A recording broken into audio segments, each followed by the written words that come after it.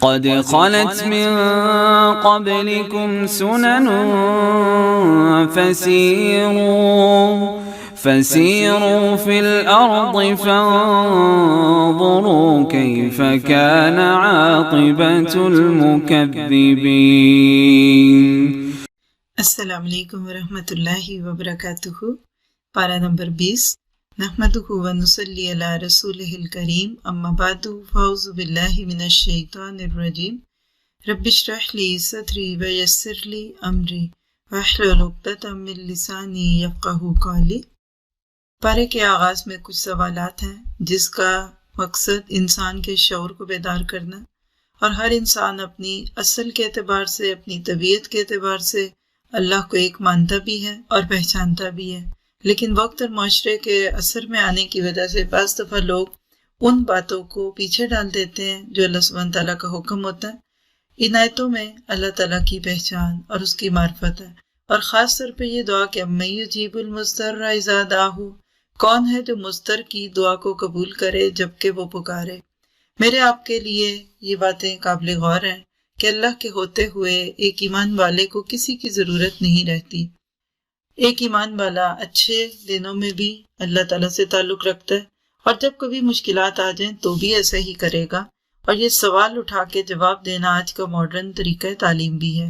اس سے ایک انسان کا شعور بیدار ہوتا ہے۔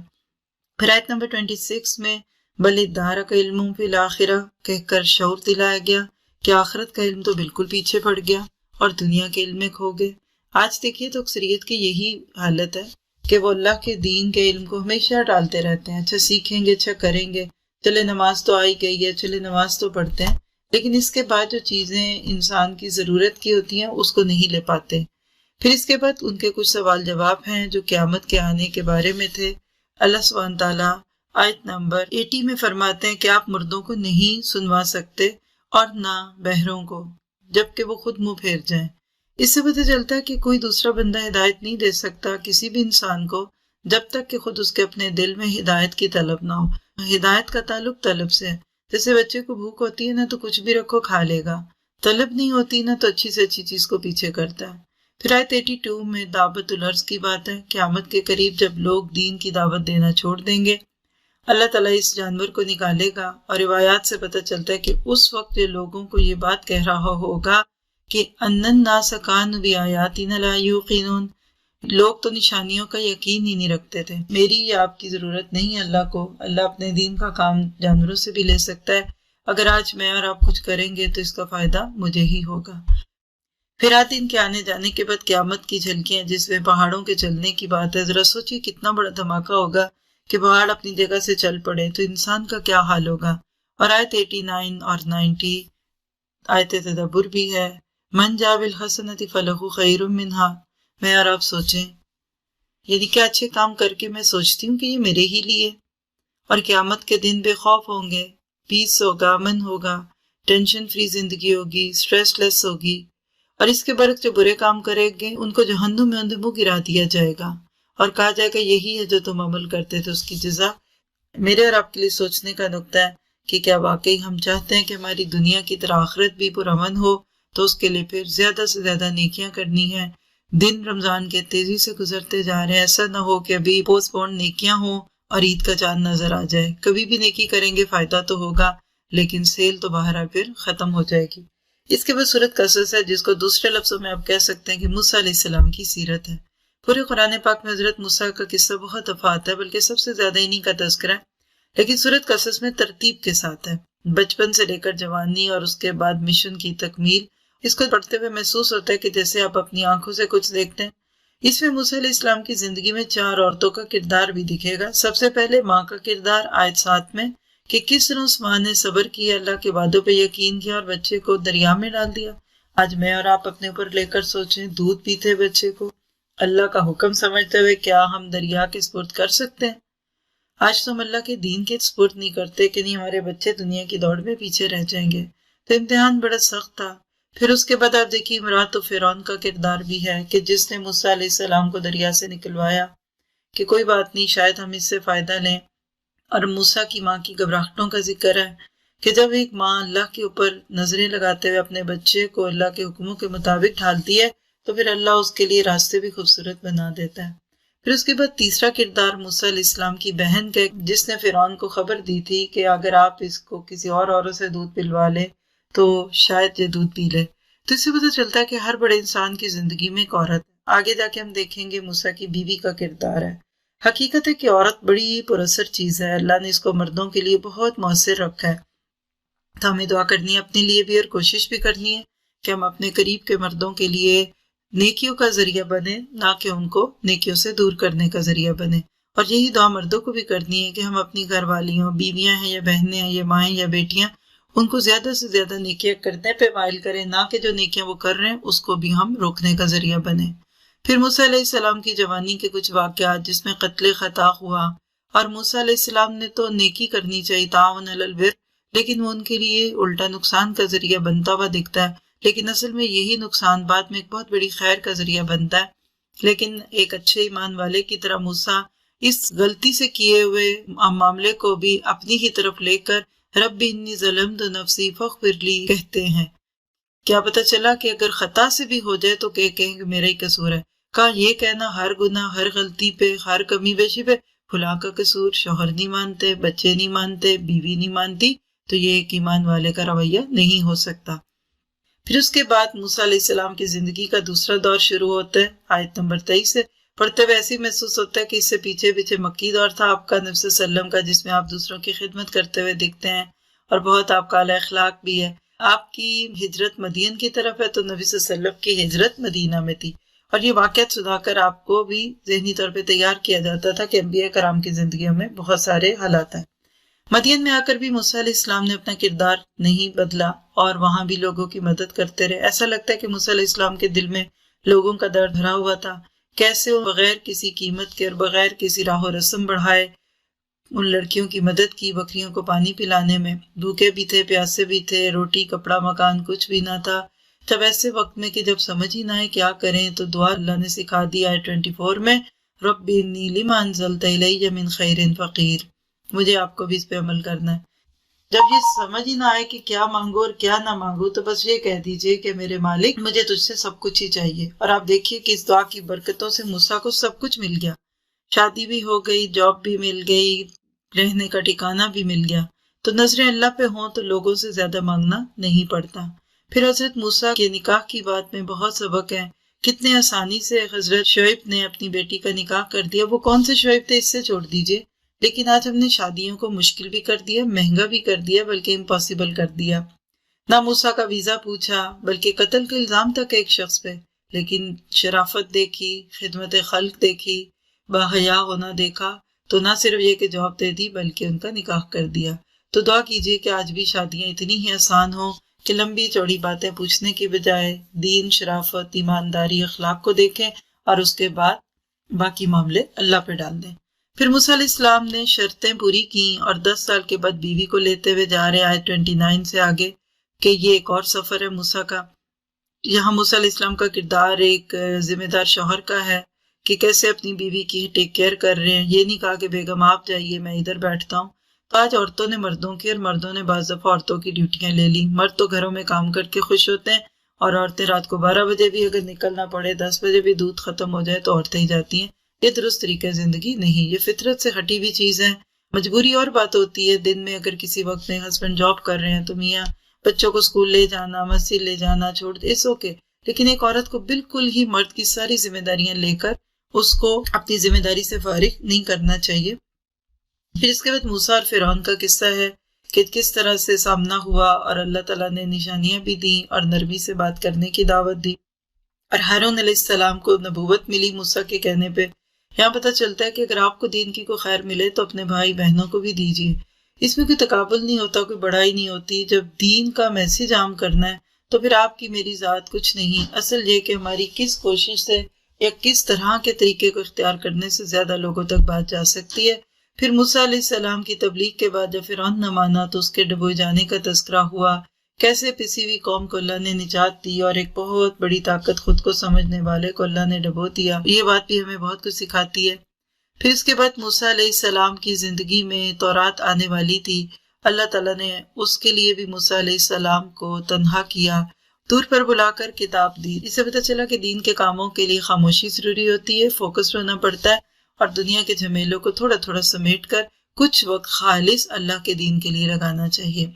پھر اس کے بعد اگلی آیات میں انہی واقعات کو بنیاد بناتے ہوئے نبی صلی اللہ علیہ وسلم کو اور آج ہمیں بہت سارے سبق دیے جا رہے ہیں، جس میں آیت نمبر 84 میں برائی کا جواب بھلائی سے دینے کی بات ہے، اور جو لوگ اللہ کے راستے میں آ جاتے ہیں، پہلے کسی اور دین میں تھے پھر دوسرے دین میں آ گئے، تو اللہ تعالیٰ ان کو دگنے اجر دے گا، جس مشکل سے گزرے گا نا اللہ اتنا بڑا اجر دے گا۔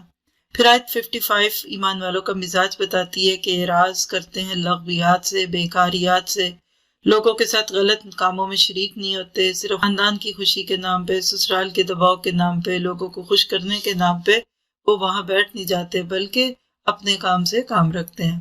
آیت 56 بتاتی ہے کہ ہدایت دینا تو نبی کا بھی کام نہیں جب تک اللہ تعالیٰ کسی کے لیے ہدایت کا فیصلہ نہ کرے۔ آیت 57 میں اس خدشے کا اظہار ہے کہ جب ہم دین پہ آئیں گے تو ہم دنیا سے اچک لیے جائیں گے۔ آج بھی لوگوں کو یہی خوف ہوتا ہے، دین پہ آئیں گے نا دنیا کم ہوگی، حجاب کیا تو بیٹی کا رشتہ نہیں ہوگا، داڑھی رکھ لی تو بیٹے کو جاب نہیں ملے گی، اور اگر حرام چیز نکال دی تو میاں کی دکان نہیں چلے گی۔ اللہ تعالیٰ کہتے ہیں کبھی تم نے حرم کو دیکھا؟ وہاں یہ ساری دولت پھل کہاں سے آ رہے ہیں؟ یہ برکت ہے، حالانکہ سوکھے بنجر پہاڑوں کے بیچ میں ایک گھر رکھ دیا گیا، تو اس لیے کبھی بھی اللہ کے حکم کو مانتے ہوئے دل میلا نہ کریں۔ آیت 58 اگلی آیات میں بطر کی خرابیاں بتائیں کہ جو قومیں بہت ہی شو آف کرتی ہیں، اپنی بڑائی کا اظہار کرتی ہیں، وہ لوگ، وہ گروہ، وہ ادارے جو اپنی چھوٹی چھوٹی صلاحیتوں کو اور چھوٹی چھوٹی خدمات کو بہت بڑا کر کے پیش کرتے ہیں، تو اللہ تعالیٰ ایسے لوگوں کو پھر زمین سے ہٹا بھی دیتا ہے۔ آج ہماری امت پوری کی پوری بطر اور دکھاوے کا شکار ہے، کھانے سے زیادہ دکھانے کے لیے بناتے ہیں، پہننے سے زیادہ دکھانے کے لیے پہنتے ہیں، گھر رہنے سے زیادہ دوسروں کو دیکھنے میں خوبصورت لگے سوچ سے بناتے ہیں۔ یہ ساری چیزیں بطر میں آتی ہیں۔ نعمتوں کا اظہار اچھی چیز ہے، خوش ہو، کھائیں پیئیں، انجوائے کریں، لیکن کبھی یہ نہ سوچے کہ دوسرا دیکھے، اور کبھی سوچیے کتنی عجیب بات ہے، دوسرے کو جلا کے خوش ہوتے ہیں۔ اندر کی خواہش ہوتی ہے کہ میرا سوٹ دیکھ کر فلاں تو بس دکھے گی، میرا ڈنر سیٹ دیکھ کر فلاں تو چپ ہو گئی، تو کیا آپ نے اس کو دکھ دیکھ کر خوشی محسوس کی؟ پھر آیت نمبر 60 اور اسے اگلی آیت میں اللہ تعالیٰ اس دنیا کی زندگی کی حقیقت بتاتے ہیں۔ حقیقت ہے کہ دنیا اگر اللہ کی رضا کے ساتھ حسنہ کے طور پہ ملے تو انعام ہے، اور اگر اللہ کی ناراضگی پہ اور آخرت کی قیمت پہ ملے تو یہ آزمائش بھی اور عذاب بھی ہے۔ اللہ تعالیٰ ہمیں اس سے بچائے۔ پھر اس کے بعد شرک کی کچھ قباحتوں کے بعد آیت نمبر 67 میں توبہ کے بعد ایمان لانا، اور ایمان کے بعد عمل صالح کی بات ہے۔ شاید ہمیں بھی ان پاروں میں اللہ تعالیٰ دعوت دے رہے ہیں کہ آپ بھی اپنی زندگی پہ ذرا نظر ڈالیے، جو کمی بیشی دکھتی ہے اس پہ توبہ کر کے آئندہ کے لیے اصلاح کر لیجیے۔ آیت 71 اور اسے اگلی آیات اللہ کی قدرت کاملہ کا اظہار ہے کہ رات لے آئے تو دن نہیں کوئی لا سکتا، دن لے آئے تو کوئی رات نہیں لا سکتا جب تک اللہ نہ چاہے۔ اور یہاں رات اور دن کا مقصد بھی بتا دیا، رات سکون کے لیے ہوتی ہے، دن کام کرنے کے لیے ہوتا ہے۔ آج جہاں باقی قانون ٹوٹے وہاں آج امت میں مجموعی طور پہ راتوں کو جاگنے کا رجحان بڑھتا جا رہا ہے۔ لیٹ نائٹ فنکشنز ہیں، پارٹیز ہیں، مڈ نائٹ ڈنرز ہیں، یہ سب چیزیں پسندیدہ نہیں ہیں۔ وقت پہ سوئیں گے تو انشاءاللہ اگلا دن آپ کا بہت پروڈکٹیو بھی ہوگا۔ پھر آیت نمبر 76 سے آگے قارون کا ذکر ہے جو بہت دولت مند تھا، موسیٰ کی قوم سے تھا، لیکن دولت کا ڈسپلے کرتا تھا، اتنا خزانہ ہے کہ اس کی چابیاں اونٹوں کی ایک جماعت نہ اٹھا سکے، اور فخر کرتا ہے۔ اور جب اس کو کہا جا کہ لا تفرح ان اللہ لا يحب الفرحین، اور آخرت کا گھر حاصل کر، یہاں بہت ایک اہم نقطہ ہے۔ اللہ آپ کو کروڑ پتی بھی کر دے نا، کوئی بری بات نہیں، آپ ملینیرین اینڈ بلینیرینز بھی ہیں، نو پرابلم ایٹ آل۔ اصل بات یہ ہے کہ نمبر 1 فخر نہیں کرنا، لا تفرح، شو آف نہیں کرنی، لوگوں کو جلانا نہیں ہے، دکھاوا نہیں کرنا۔ دوسری چیز وابتغی فیما آتاک اللہ دار الآخرہ، یہ مال کا دوسرا مصرف ہے کہ اس مال سے آخرت کماؤ، یعنی اپنی ضرورتیں بھی پوری کرو لیکن غریبوں کو بھی دو، رشتہ داروں کو بھی دو، اور ساتھ ہی ساتھ دین کے کاموں میں لگا کر اپنی آخرت میں بھی گھر بناتے رہو، وہاں بھی تو سب کچھ چاہیے نا۔ پھر اگلی گائیڈ لائن کیا ہے کہ مال کو دنیا کے کاموں میں بھی لگائیے، یہ نہیں کرنا چاہیے کہ سارا دے کر خود مانگنے پہ آ جائیں یا لوگوں کو آپ پہ ترس آنے لگے۔ اور چوتھی چیز ہے احسن کما احسن اللہ الیک، جیسے اللہ نے آپ پہ احسان کیا آپ بھی اللہ کے ساتھ خوبصورتی کا معاملہ کریں۔ اور پانچویں چیز ولا تبغی الفساد فی الارض، زمین میں فساد نہ پیدا کرو۔ اور فساد کب آتا ہے؟ جب ریٹ ریس اور کیٹ ریس ہوتی ہے، صرف لوگوں کو دکھانے کے لیے سسٹم بن جاتے ہیں، اور اسی طرح آپ دیکھیں کہ 2 گروہ بنتے ہیں، ایک بہت امیر ایک غریب، اور امیر امیر سے امیر تر، غریب غریب سے غریب تر، یہ چیزیں درست نہیں ہیں۔ پھر آیت 78 میں آج کے دور کا ایک پرسیپشن ہے، اس کو بھی دور کیا گیا کہ فرعون کو غلط فہمی ہو گئی کہ یہ مال مجھے میرے علم پہ ملا، انما اوتیتہ علی علم عندی۔ تو دنیا میں آپ ڈاکٹر بن جائیں یا آپ کروڑ پتی بن جائیں، کبھی یہ نہ کہیں کہ یہ میری کوشش، میری محنت ہے، میں نے پڑھا تو مجھے ملا۔ جو بھی مل رہا ہے نا، یہ ساری کوششوں کے بعد اللہ کے فضل سے ملتا ہے۔ پھر اس کے بعد اس کا برا انجام دکھایا گیا، اور کل تک جو لوگ اس کی چیزوں کو دیکھ کر رش کر رہے تھے، وہ اس کا برا انجام دیکھ کر کہنے لگے کہ اللہ کے شکر ہے ہم اس میں نہیں ہوئے۔ آپ نے فرمایا کبھی لوگوں کی چیزوں کو دیکھ کر یہ نہ کہو مجھے بھی ایسے مل جائے، کیا پتہ اس کی پکڑ آنے والی ہو۔ اور آخر میں پھر آیت 83 میں آخرت کا گھر کس کو ملے گا جو دنیا میں بڑا نہیں بنے گا۔ عاجز بن کے رہیں، سمجھدار بنے، بیوقوف نہیں بنے، لیکن دنیا میں بڑا نہ بنے۔ اپنے آپ کو بڑا بنانے کے لیے کچھ کام کرنا یا دوسروں سے زبردستی عزت لینا یہ درست نہیں۔ اور آیت 84 ہم سب کو خوش کرتی ہے کہ من جاء بالحسنۃ فلہ خیر منہا، کہ دنیا میں جو ایک نیکی کرے گا آخرت میں اس کو اس سے اچھا ملے گا، اور ایک برائی تو بس اتنے ہی برائی کے بدلے پہ آئے گی۔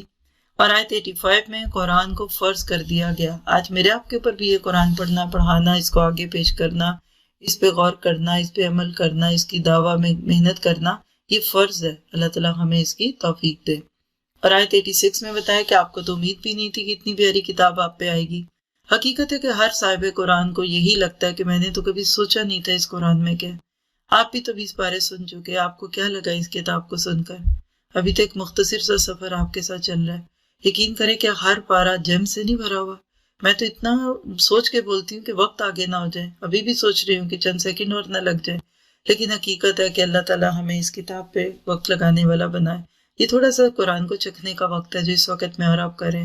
نیت کیجیے، ہم نے انشاءاللہ رمضان کے بعد کوئی نہ کوئی کورس جوائن کرنا ہے جس کے بعد ہم اس کے ان ڈیپتھ معنی بھی سمجھیں اور اس کو اردو میں سمجھ سکیں۔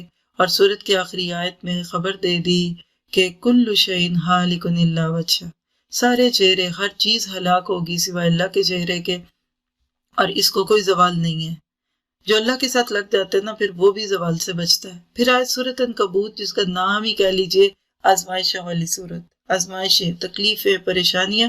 دوسری ہی آیت بندے کا شعور بیدار کرتی ہے کہ حسب الناس یترکوا ان یقولوا آمنا وہم لا یفتنون، کیا لوگ صرف کلمہ پڑھنے پہ چھوڑ دیے جائیں گے اور ان کی آزمائش نہیں ہوگی؟ آج بہت سارے لوگوں نے یہی شارٹ کٹ رکھا ہوا ہے، چونکہ مسلمان ہیں تو جنت میں جائیں گے۔ اللہ تعالیٰ کہتے ہیں ایسا نہیں ہوتا۔ ٹھیک ہے، رجسٹریشن فارم فل کر لیا، اسلام کے بعد جنت میں جانا آسان ہو جائے گا، ممکن ہے، لیکن تمہیں محنت کرنی ہوگی۔ کوئی اسٹوڈنٹ صرف فارم فل کر کے کہے کہ اب مجھے پڑھنے کی ضرورت نہیں، اسکول جانے کی ضرورت نہیں، بکس لینے کی ضرورت نہیں، تو نہ سمجھی ہے نا۔ تو داخلے کے بعد ہی تو اصل کام ہے۔ تو جو اصل کام کرنے ہیں وہ میں نے آپ نے مسلم ہونے کے بعد کرنے ہیں، نہ کہ نان مسلم کو یہ کہہ دیں کہ بھئی بس تو مسلمان ہو جاؤ اور پھر بیٹھ جاؤ۔ دنیا میں بھی ایسا نہیں ہوتا۔ پھر اس کے بعد آیت 4 میں برے کام کرنے والوں کو دھمکی دی گئی کہ آپ غلط کام کر کے یہ مت سوچئے کہ آپ اللہ تعالیٰ کی پکڑ سے بچ جائیں گے، بلکہ اللہ تعالیٰ آپ کی ہر عمل کو دیکھ رہا ہے۔ بہت سارے لوگ ایسے ہی سوچے بیٹھے ہوتے ہیں۔ پھر آیت 6 میں محنت کا سبق ہے، من جاہد فإنما یجاہد لنفسہ۔ اس کے اندر ایک مقابلہ، جاہد، معاشرہ، مقابلہ، دو کے بیچ میں ہوتا ہے۔ اس میں فرکشن کی بات ہے کہ جب ایک بندہ اللہ کے راستوں میں آتا ہے، اور خاص طور پہ قرآن کے پڑھتے ہی یہ جہاد شروع ہوتا ہے، تو سوسائٹی اس کو اپوز کرتی ہے، معاشرہ اس کو برا بھلا کہے گا، کہیں کو حقوق مانگے گا، کہیں کو کھانے کو مانگے گا، اور لوگ آپ کو اللہ کے راستوں پہ چلتا دیکھ کر بہت زیادہ خوش نہیں ہوں گے۔ تو کہا کہ آپ اس وقت پھر صبر کیجئے اور محنت کے ساتھ کام کیجئے۔ پھر آیت نمبر 8 اور اس سے اگلی چند آیتوں میں بتا دیے کہ اگر ماں باپ جیسے ہستیاں کہ جن کی خدمت کرنا ہے، جن کی رسپیکٹ کرنا ہے، وہ بھی اگر شرک یا کسی گناہ پہ مائل کریں تو بات نہیں ماننی۔ یعنی ماں باپ کی رسپیکٹ تو کرنی ہے لیکن ان کو ہولی نہیں بنانا۔ یہ آیتیں تب نازل ہوئی جب بچوں نے مسلمان ہونا چاہا اور ماں باپ ان کے راستوں میں آ گئے۔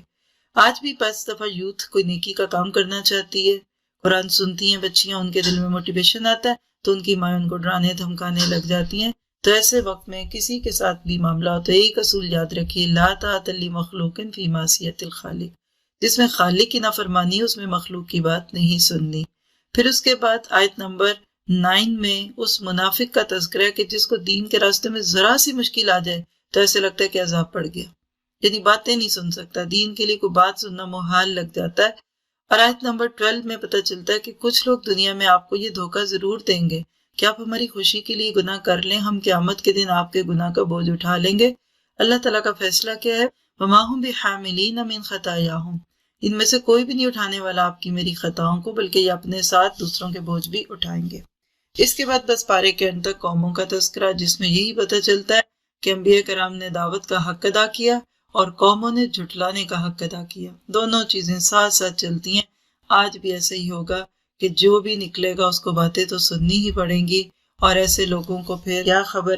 اس میں میرے آپ کے لیے عمل کی یہ بات ہے کہ ہم حقیقت میں اپنے آپ کو دیکھیں کہ کیا ہم نبوت کے کار میں شامل ہیں۔ دیکھیے آج نبوت تو ختم ہو گئی، لیکن کار نبوت باقی ہے، کام تو باقی ہے نا۔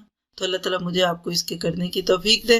اور پارے کی آخری آیتیں شرک کے رد کے لیے بھی ہیں۔ مثل الذین اتخذوا من دونہ اولیاء کمثل العنکبوت، کہ کیسے مکڑی کے جالے کی طرح کمزور سہارے ہوتے ہیں جو لوگ پکڑتا ہے، اور ساتھ ہی ساتھ اس میں خبر دی گئی کہ دنیا میں سب سے کمزور گھر مکڑی کا گھر ہے خوبصورت، بناتی کتنے پیار سے، اور کبھی مکڑی کو جالا بنتے دیکھیں تو واقعی دل میں آنے لگتا ہے کہ سبحان اللہ و بحمدہ سبحان اللہ العظیم۔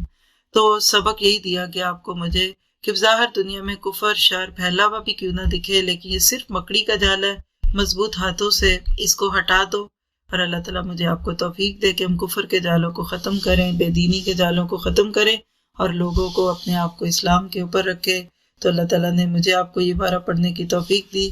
ہر بات جو اس میں ہم نے سنی پڑھی غور کیا، اس پہ عمل بھی کرنا ہے، اور ہر حال میں اللہ سے تعلق رکھنا ہے، اور اللہ کے لیے محبت کرنی ہے، آزمائشوں سے نہیں گھبرانا، اللہ نے جو دیا اس پہ راضی رہنا ہے، جو نہیں دیا اس پہ شکر کرنا ہے اور صبر کرنا ہے، فساد نہیں کرنا، محنت کی عادت ڈالنی ہے، مجاہدے کرنے ہیں، خود کو بڑائی کے لیے تیار نہیں کرنا، ہم نے بڑے بننے کی خواہش نہیں رکھنی۔